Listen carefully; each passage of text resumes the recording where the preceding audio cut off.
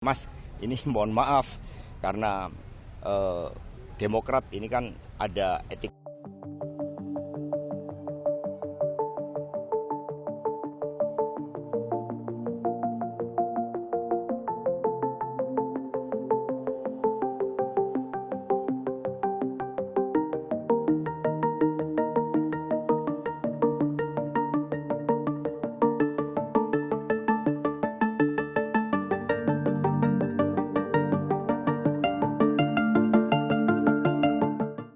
Beberapa petinggi partai memang sudah diundang, ada yang berhalangan karena sedang menjalankan ibadah haji, dan kemudian nanti kita lihat beliau-beliau yang hadir, dan ini menunjukkan bagaimana PD Perjuangan itu mengedepankan semangat gotong royong.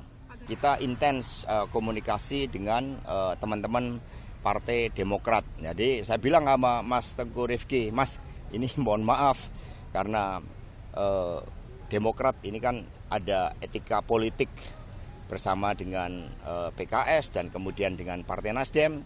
Yang penting kita komunikasi secara intens, dan kemudian habis ini kita lanjutkan apa yang sudah dilakukan antara Mbak Puan Maharani dan Mas Ahaye.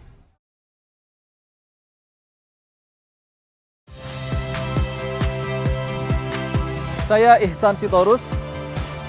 Saksikan program-program Kompas TV melalui siaran digital, pay TV, dan media streaming lainnya. Kompas TV, independen, terpercaya.